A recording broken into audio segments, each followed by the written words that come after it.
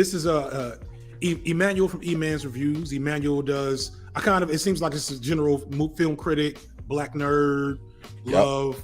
Got the Black Panther with the crown T-shirt on. That's what I'm talking about. You know what it is.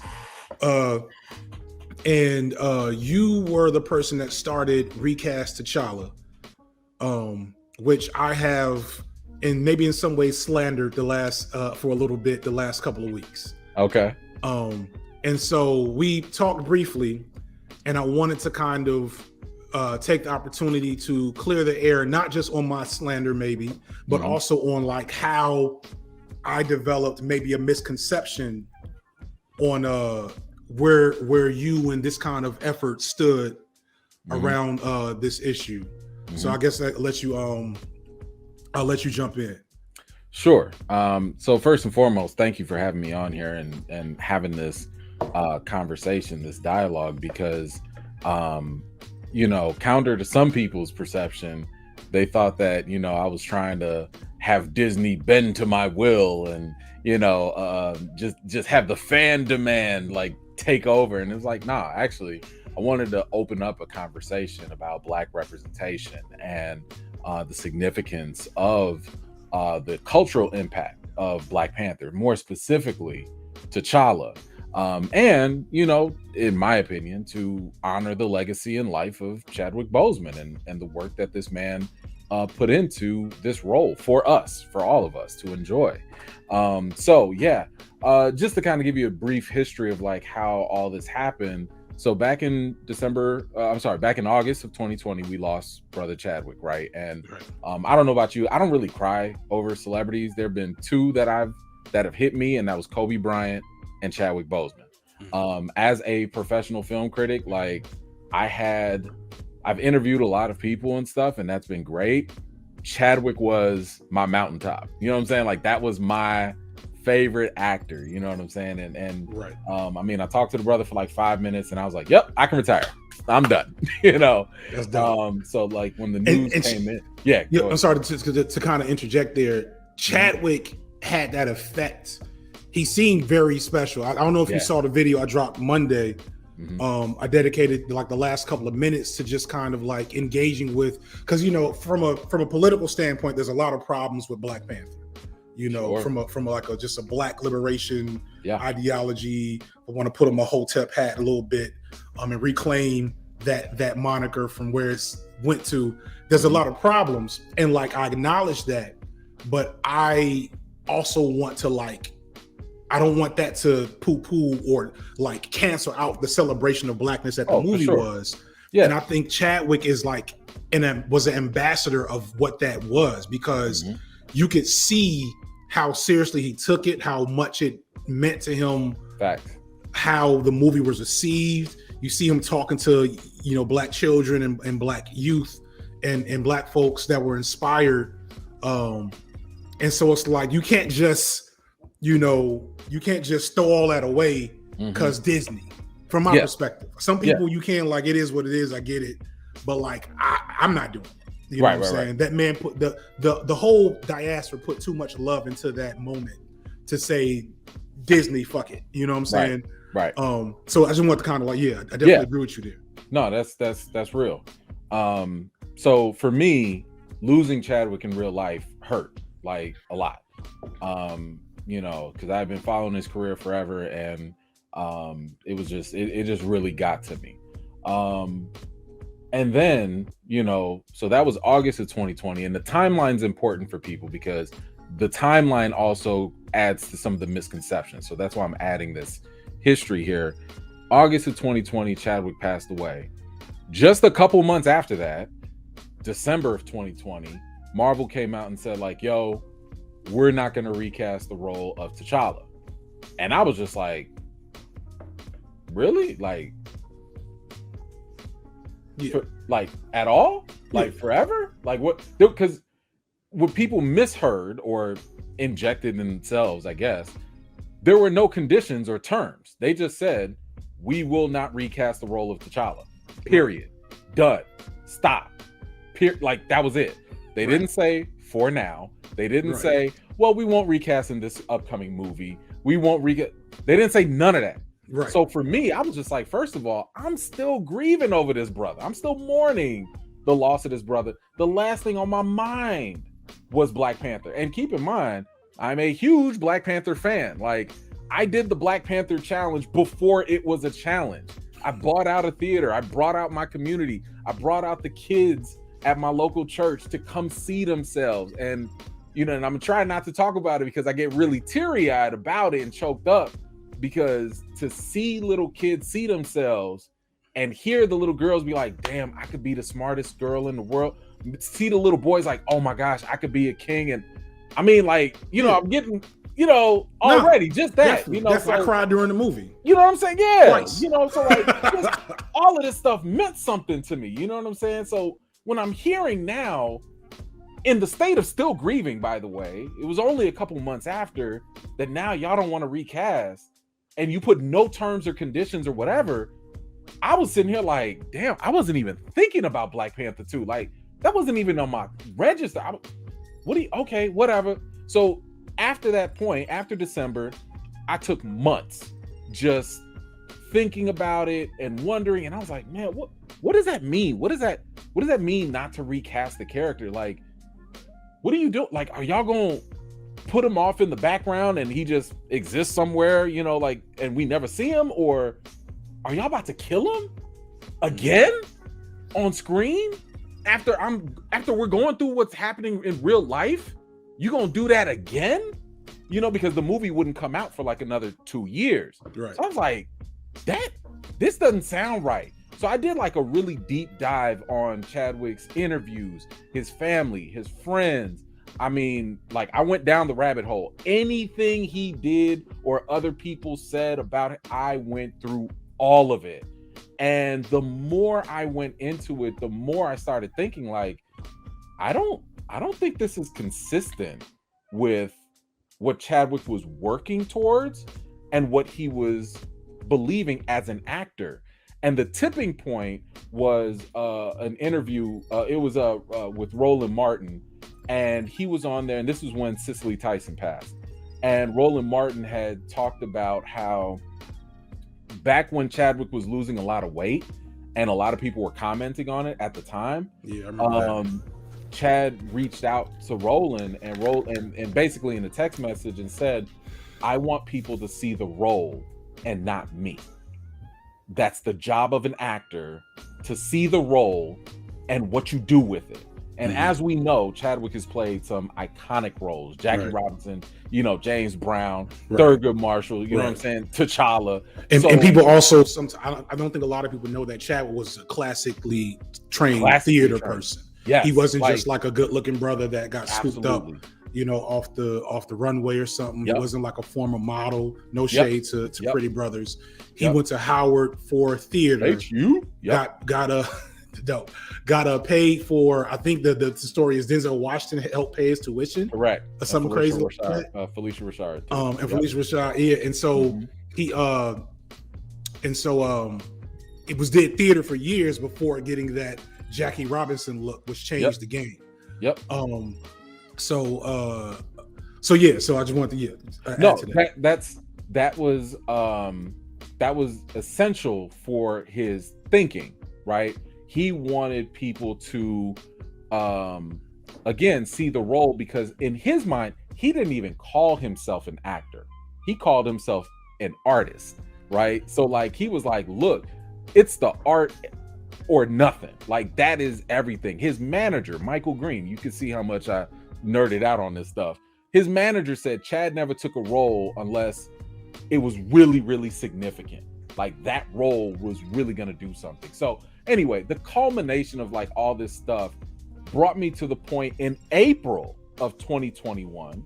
So I waited a long time now to craft up the petition for recast T'Challa. And, you know, I didn't do it lightly. I mean, it took me weeks to really think about it, because I wanted to think about the cast, the crew, his family, his friends, the average fan out there. I wanted to take everyone into consideration, because it's not about me. You know what I'm saying? It's not about what E-Man wants and how he wants it and when he wants it. It was more of like, nah, I really want to make sure that we understand the larger impact that came from this role, that came with this movie, and we don't lose sight of the bigger picture, right? And that's no disrespect to anyone, obviously, because I'm also grieving with everyone else, you know. But I was just like, look, y'all, whatever y'all do, whenever y'all want to do it, please don't end the portrayal of this role. You know, and in the petition, I say very simply, I'm not asking for an immediate recast. So you don't have to do it today. You don't have to do it tomorrow. I don't care when you do it. This is not saying someone else can't be Black Panther. You know, at the end of the day, keep the portrayal of this character, this strong Black king, keep that portrayal going eventually, right? And the whole point of that is, you know, as a movie critic, obviously I have a different perspective when it comes to the entertainment world. I look at the idea of recasting, and it was so funny to me how people were walking around with this myth and this misconception that recasting is a bad thing, because people would say things like, well, if you recast, it'll tarnish his legacy. And I'm like, that's never been the case. Like, in the history of movies, in the history of plays, storytelling, whatever, recasting has never had a negative impact on the previous person. Now, the next person might suck. They might do poorly, but that does not hurt the last person. Actually, what ends up happening is when you recast, that's literally the way the legacy is kind of and characters relevant. Right. That's how they keep going. So I mean, go ahead. I'm sorry. So like everything you said, I'm really with you on. I was hoping initially for an immediate recast. That was probably very selfish. But like, you know, it is what it is. And then when they said that wasn't going to happen, I was like, okay, well, we'll get Black Panther eventually. We'll get T'Challa back eventually. You know, I don't know how much Marvel lore you know, but like I saw the signs early on that they were going into, you know, multiple dimension stuff. And so I was like, oh, we're going to get them back within a year of the next Black Panther. We're going to get a new T'Challa. I hold that, clip this.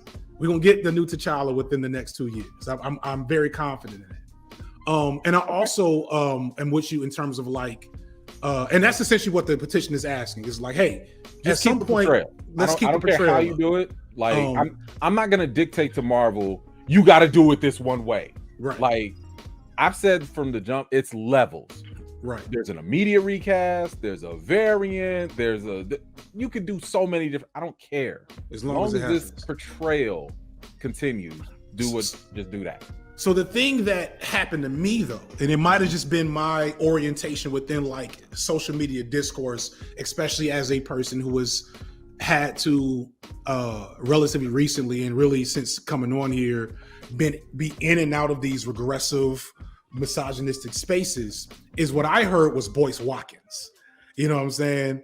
Father's Day, you supposed to be painting the roof, you're fixing the flat tire, you're doing all these things because somebody created that image of the strong Black woman to replace the missing emasculated Black man who had his balls removed, who is just either not present at all or hooked on drugs or marginalized from society. What I heard was boycott the movie because it's trying to diminish Black masculinity.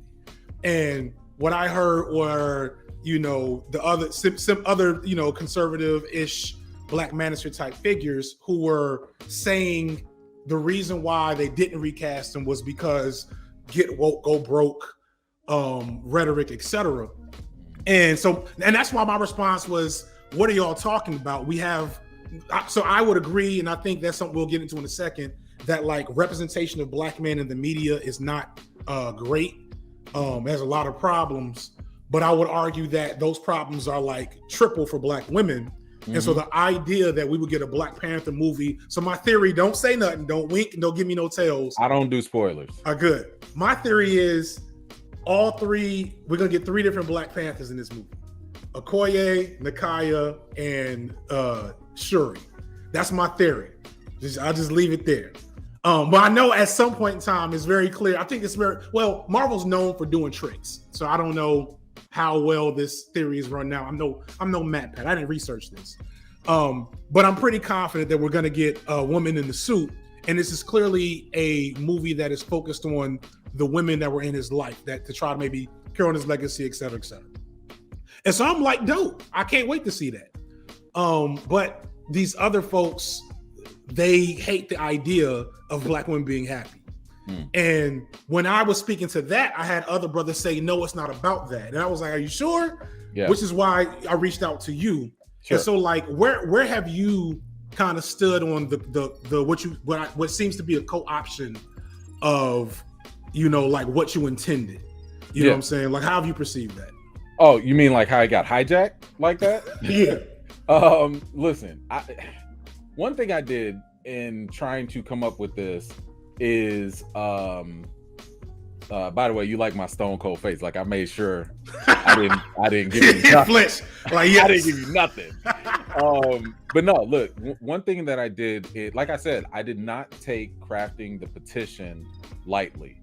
I mean, I asked a lot of Black women for their take on this. Like, hey, is this offensive? Or if I put this language this way, does it sound like I'm being, you know, sexist, or like, can this be misconstrued? So I've always told people from the jump, before you judge the hashtag recast T'Challa, go read the petition. And read the petition and the language. Everything is literally carefully crafted so that you could really see where we're coming from. Judge me off of that. Judge me, the 60,000 people, off of that. Now, to your point about the other sidetracks that happen on social media. One thing that I started to do was I looked at other social movements. I looked at Release the Snyder Cut. I looked at Save Daredevil. I looked at, you know, all these different fan-driven social media movements and other movements too, you know, Black Lives Matter or whatever.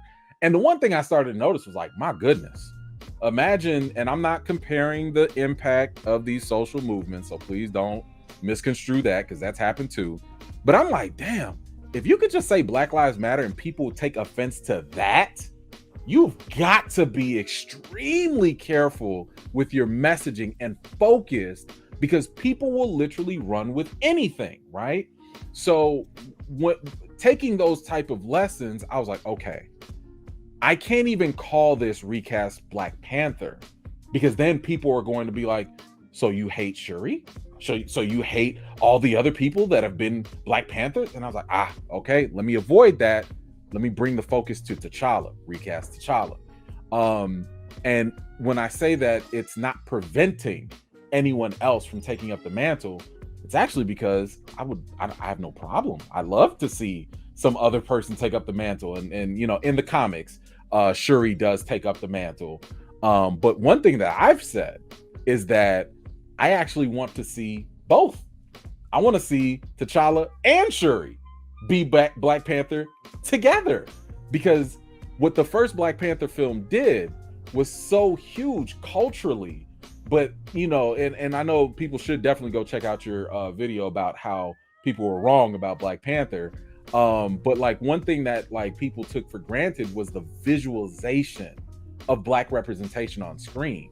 You've never ever seen a country like Wakanda before. That concept is not something we've had in real life. And then to have it visualized, to see a group of Black people that have never been colonized, never been enslaved, and they're technologically advanced, and they rich, and they smart, and they're great. You know what I'm saying? We've never seen that.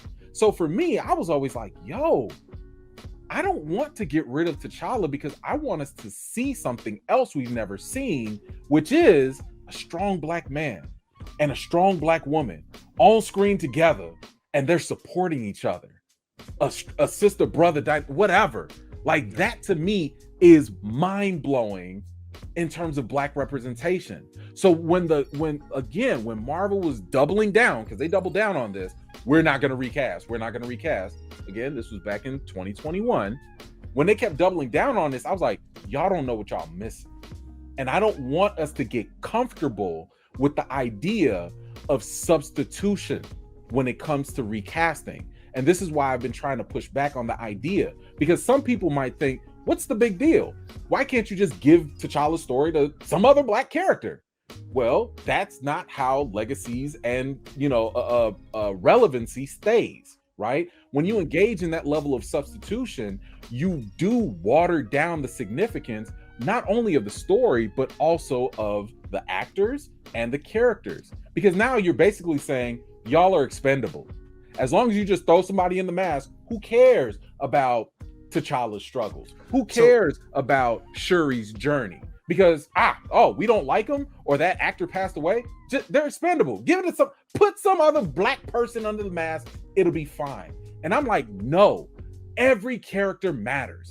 Every story matters.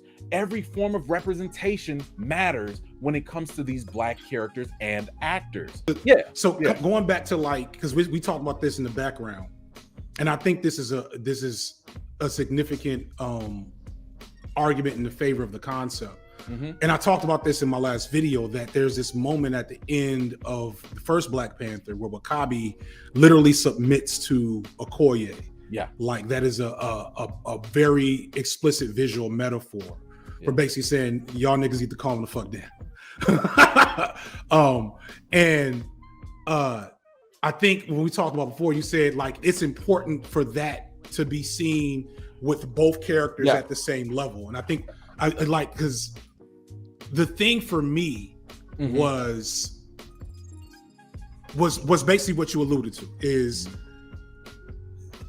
we have to have a image of Black women that is not at this scope, that is not explicitly subservient to men. Sure. That had to happen. Now, I thought we would get it with Storm years later, right? You know what I'm saying? But now with this opportunity, that is what I'm looking forward to. Yeah. And I think if this is your point, the idea that we could do that only when T'Challa's dead and not in the picture is actually a missed opportunity. It's not only a missed opportunity. It's a compromise that I don't think we need to accept. Because when it comes to, and this is why I go back to breaking these myths about recasting. Some people think about isn't it like retiring a jersey? That's not how entertainment works. So the average person that's under the age of 30 has no idea who the Bionic Man is without Googling.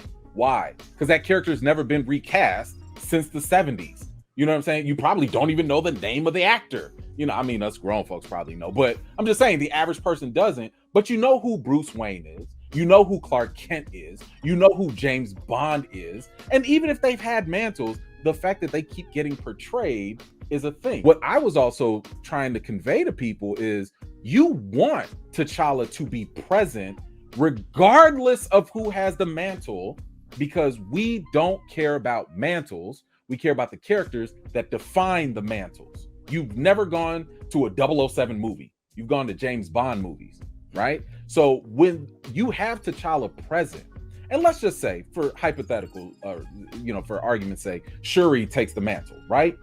When you have T'Challa there present, and somebody else, another woman, another strong woman is coming into power, she's having her own journey and stuff like that, it is so vitally important for young men, for little boys, to see that strong Black man support that strong Black woman, because you don't get that all the time. When I see something like Superman, when they're introducing Supergirl, for example, they'll have Superman in there, and guess what? He'll be like, hey, y'all, here go my cousin, she cool. All right, I'm gonna step back and I'm gonna support her from behind. I'm gonna cheer her on. Let me go fly off somewhere else while she handle her business.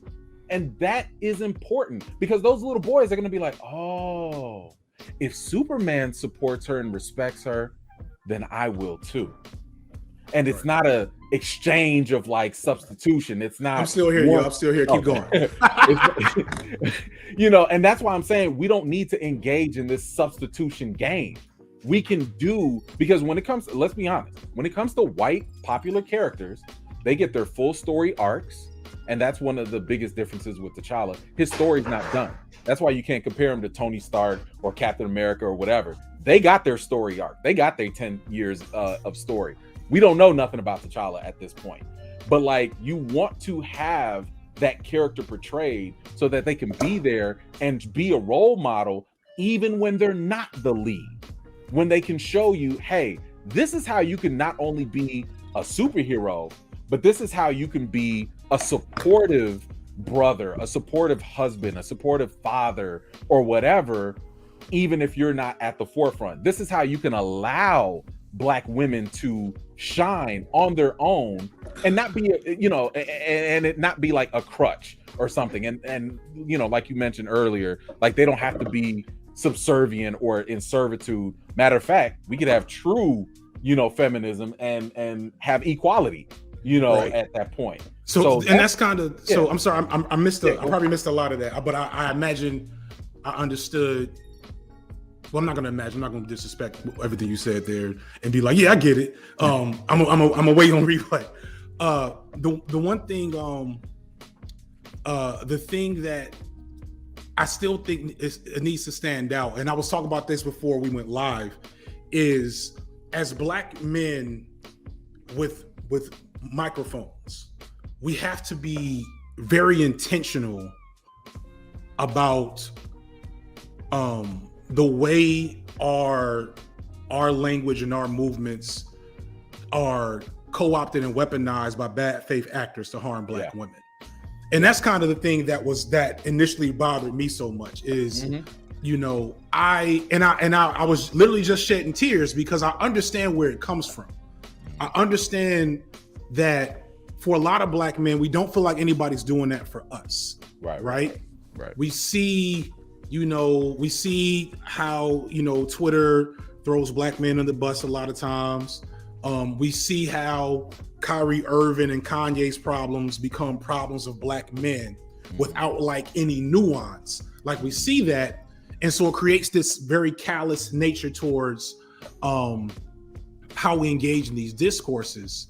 I also feel like we have to be very intentional about creating space between where our intentions are, because sometimes the thing that makes it difficult is that the intentions of a lot of Black men who have sense and Black men with less sense or less who are essentially misogynistic, our goals will often align because it's about improving the conditions of Black men.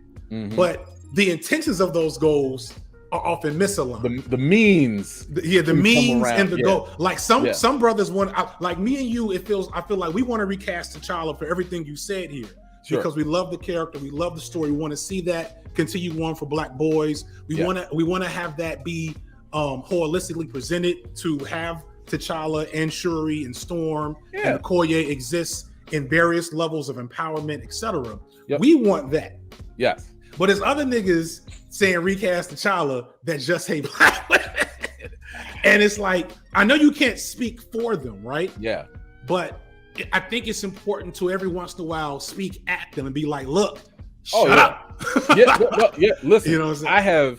I have tweeted, I have made videos. I think I got a couple followers in here that can attest to this. I've literally made dedicated videos of talking against sexism in recast T'Challa. I've talked against boycotting and recast T'Challa. But it's and this is where, I mean, I've been doing this for like over a year and a half. Like there are very few arguments I've heard that I haven't heard at this point, and it's it's crazy to me how people will hear one thing and believe another and just roll with whatever fits their agenda, right? Like I can literally sit here and tell people I thought the Black Panther movie was good, and they'll be like, nah. You've been on recast T'Challa. You hate Ryan Coogler. You hate Black women. You don't like. I'm like, yo, I literally I can sit here and be like, yo, I love Shuri. I love Okoye. I love these women in this. I want to see more of that. Nah. No, you want T'Challa.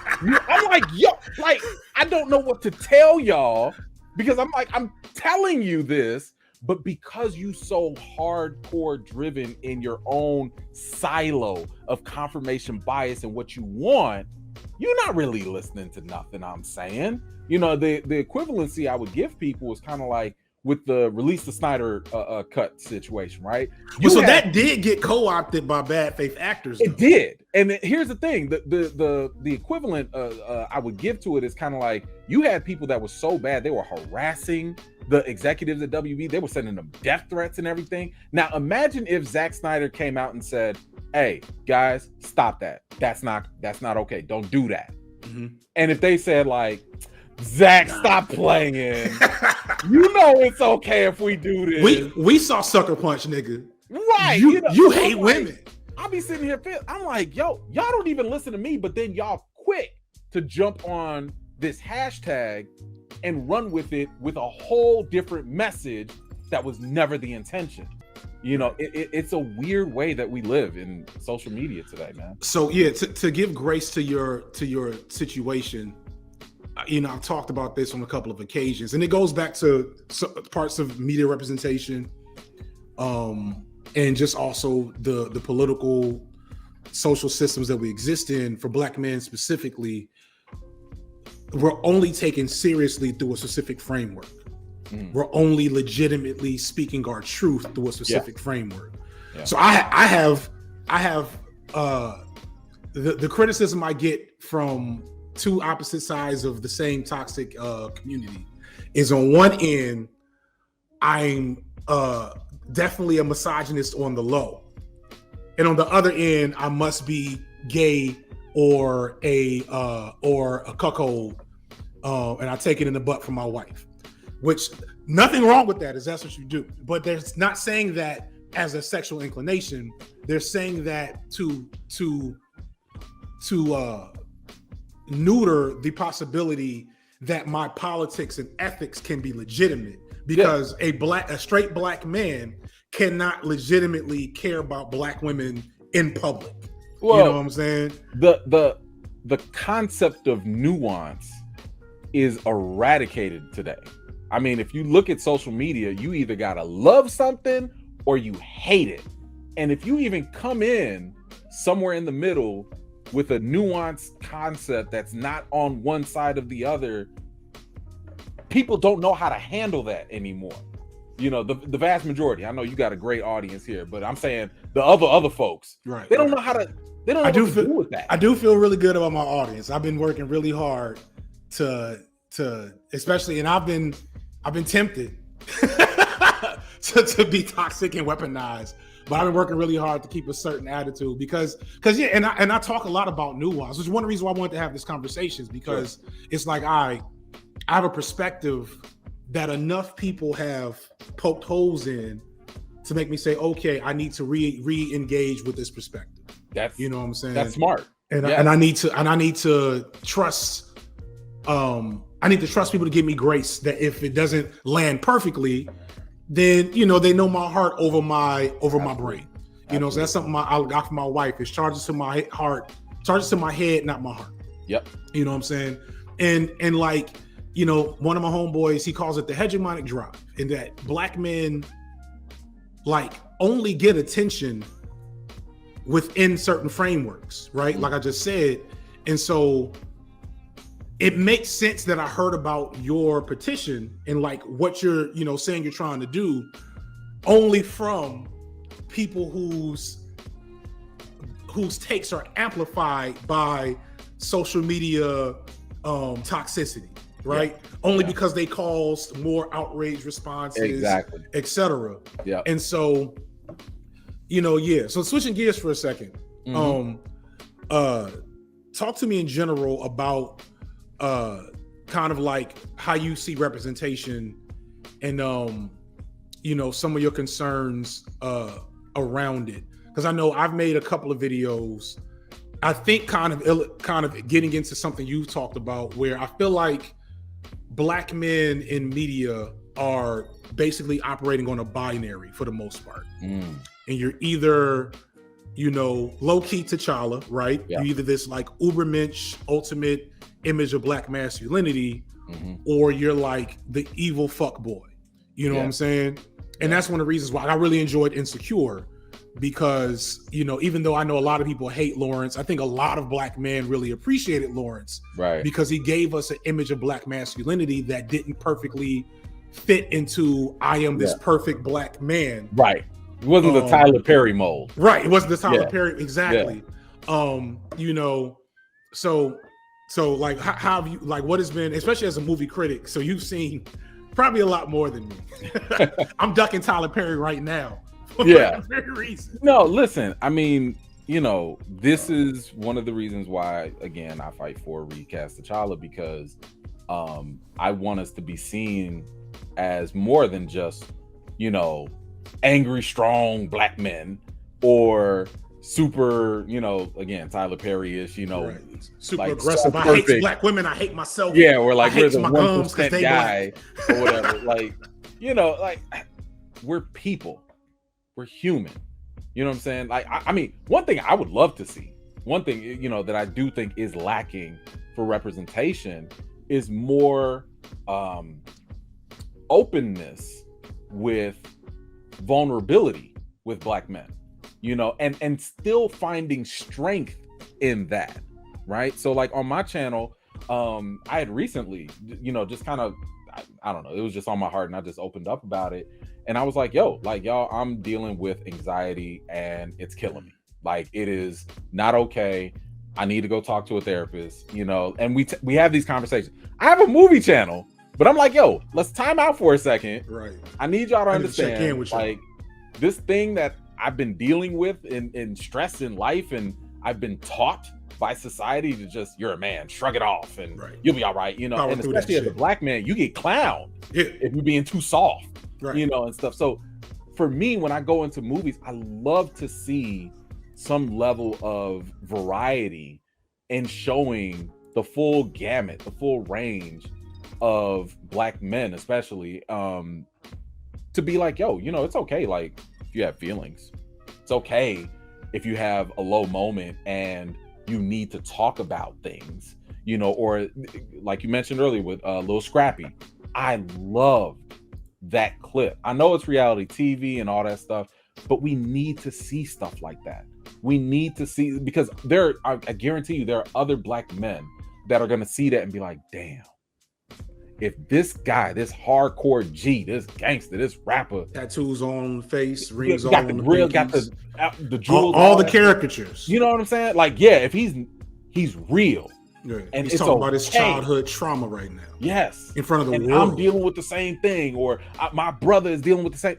You need to see that so you can actually figure out if you need help or whatever. So for me, when it comes to representation, I hope that I want to see things that go against the stereotypes. I want to see things that show us in a full picture, and just different varieties. And I think that goes a long way. That's one of my so if I was ever to be critical to Coogler, it's that he has operated in that binary pretty clearly in all his movies. Yes. Now he gets it deeply. Like, I get goosebumps.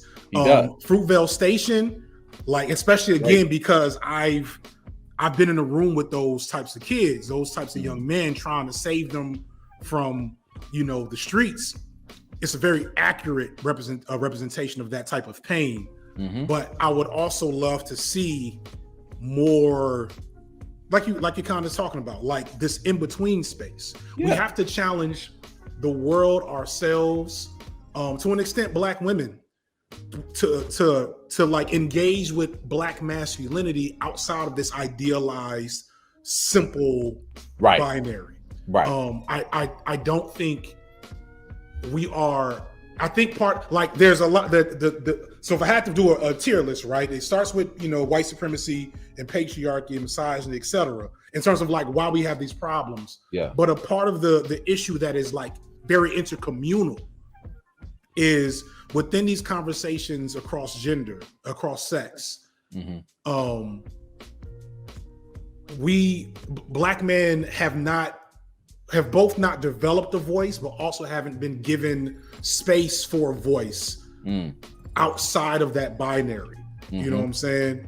It only can happen in the explosive moment of a Little Scrappy. Yeah. You know what I'm saying? Little Scrappy probably couldn't have had that conversation with the therapist and his mom at 14. You know what I'm saying? Like it's a lot there. But I gotta go soon.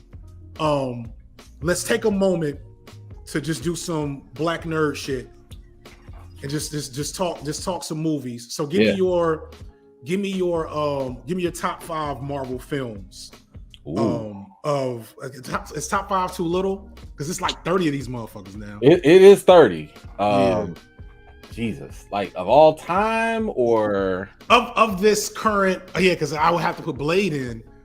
So you're not sticking to just Marvel Studios. I'm thinking of just Marvel Studios. We're just gonna do Marvel Studios. Okay. We're gonna go with the current. Blade wouldn't count then. The Blade wouldn't count. Blade wouldn't count technically. Every Marvel Studios we're gonna say starts with the second Hulk. We're gonna start it there. Isn't that technically first Marvel Studios movies? The second Hulk. So it was Iron Man first, and then it was Hulk in 2008 with was Eric. it? Yeah, with I didn't know Iron Man was the first one. I don't know why I thought it was the Iron Man kicked it off, and then Hulk was like right after that. Oh, okay. But man, okay, top 5. And are we counting Fox? Or I mean, you asked for the nerdy, so Are we counting Fox? Are we counting Count Fox? Because I want to see how that changes up. Are we counting the collabs with Sony? Yeah, we're counting the collabs with Sony. I love how you're drilling down. This is how I know you're legit. You're drilling down to the particulars to make sure there's no. I love it. So yes, all right, we're gonna count all the X-Men movies with Fox along with Deadpool. So I think the easiest 3 I can say right off the bat, because my 5 is gonna depend on my mood of the day. I don't care where you want to put it, but Endgame and Infinity War are right up there for me. Captain America Winter Soldier is right up there for me.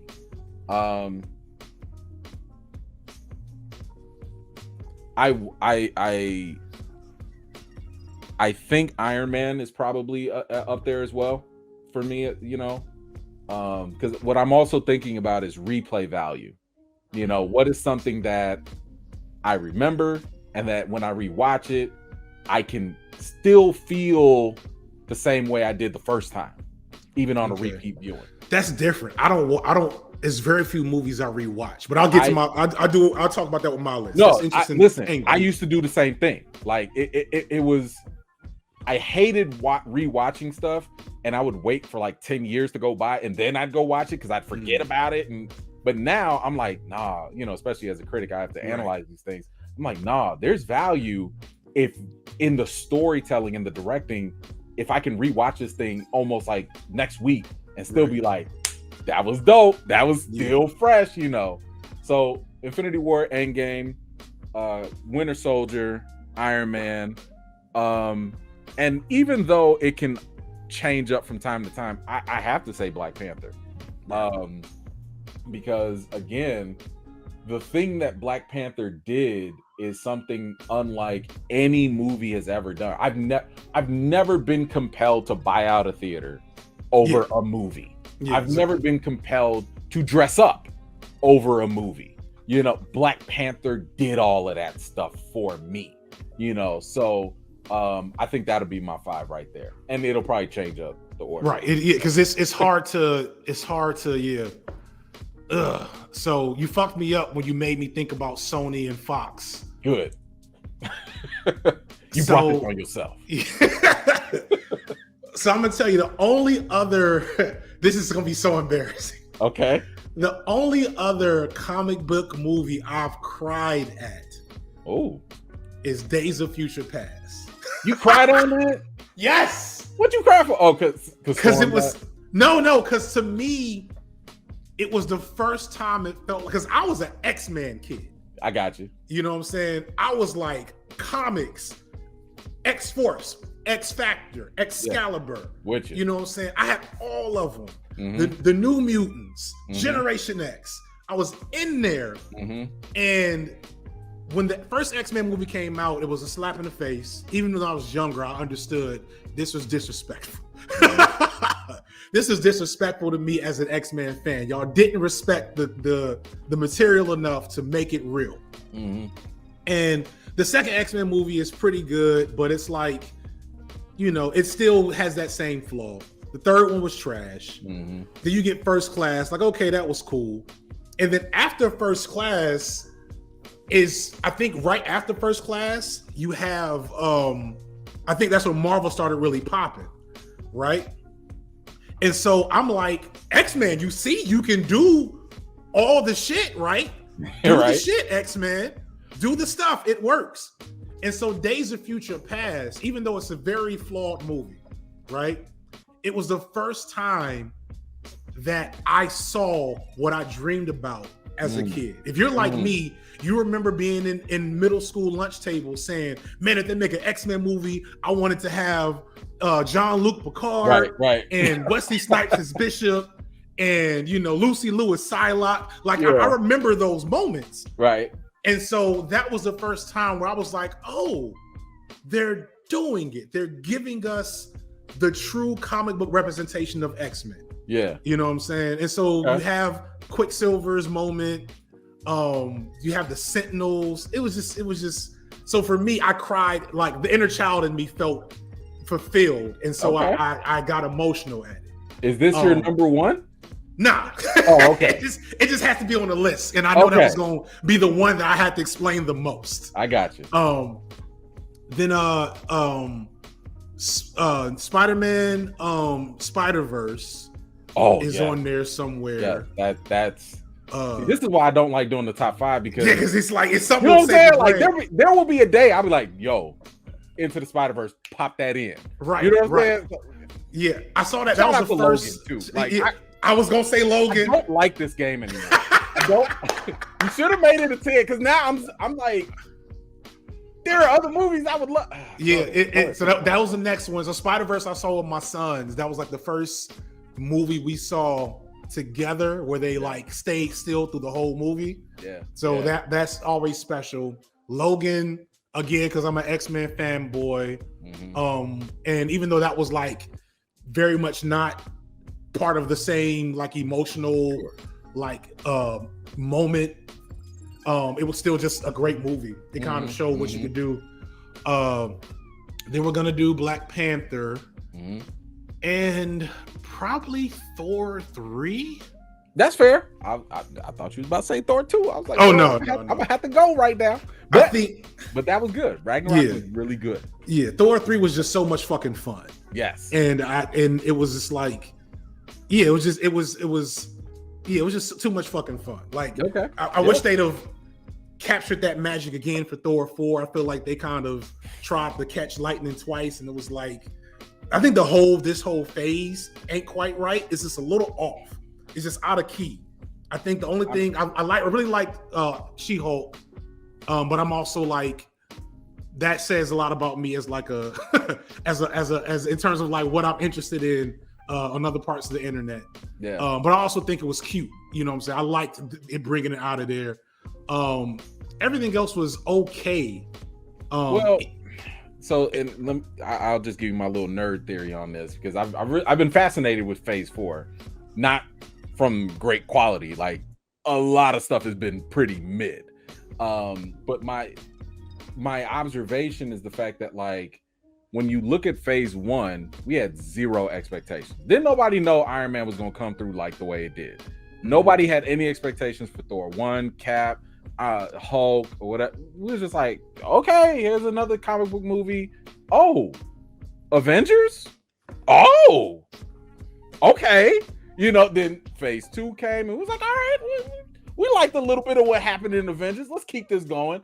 A lot of their movies was also kind of mid too. It was also mid. Then when Winter Soldier came through, and we was like, well, okay. That was probably when it like elevated. Y'all can do something that's not comic booky and more familiar to like an espionage type of thing that happens to have a super. Okay. And then we get to Phase 3. And Phase 3, we started to see the vision.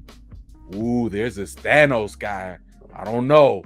But y'all building up to something amazing. So then, of course, we get to the end with Infinity War and Endgame, and it blows our mind. We've never seen nothing cinematically like that. That you're at the mountaintop. Mm-hmm. So what happens when you're at the mountaintop? You gotta bring everybody down. So you think they're being mid on purpose? No, I'm not saying it's mid on purpose. Even though Kevin Feige has said that Phase 4's purpose is introductions, which we've gotten. We're introduced to a whole slew of new characters. However, I'm saying that as a fan base, it's hard to follow up Infinity War and Endgame. Right. Like, it's really, really hard to do that. The closest we've gotten might have been Spider-Man No Way Home. That might have been the closest we've gotten. And I don't even think that kind of got it. I love the Spider-Man. Dang, now I'm thinking like, which one of the Spider-Man movies would I put in there? Because I didn't like, all of them I love. But yeah. I get that. All right, last question. Yes, sir. You're recasting T'Challa. You got to have an actor in mind. Oh, man. Mine is Kofi Siriboe. I don't know if I'm saying his name right. Okay. Because I want to just keep that like Black Ubermensch element. Like, just because I see it too much don't mean it's now not dope. And I don't know if there's any brother in Hollywood that just gives you the guy your girl tells you not to worry about vibes. Then Kofi. He's a problem. He's a problem. My wife is not allowed to watch him. Right, exactly. We made that agreement. So, what about you? So my initial first number one pick, because I'm also thinking of like, how does Marvel think? And Marvel likes to grab people that are not bigger than the roles at that point, because they learned a lesson with Robert Downey, right? They were like, because then we have to pay them, right. So they want someone who can kind of hide into the role, but also has the talent to carry it as well. So my number one pick was Yahya Abdul-Mateen II. I had seen the brother in the Trial of the Chicago 7, Watchmen, Black Manta and all that, and I was like, he can do it. He is Nigerian, right? I don't know. But I was just like, I've seen the brother's range, and I'm like, if he can nail an African accent, he could do it, right? But since now he's cast as Wonder Man or whatever. Wonder Man, like the Blue Marvel? No. God, Simon, whatever. But he's cast as another role, so that's not gonna happen. But I would just give other alternatives. Yolande Noel could do it, in my opinion. I wouldn't mind John David Washington. Aldous Hodge. I think if you watch Black Adam, my man was doing the T'Challa impersonation the whole movie. I think he could step into the role easily. Damson Idris could come through and like really bring a fresh look. I like Yolande Noel though. I want to go back to that. Then we're gonna wrap it up because I gotta put my kids in bed.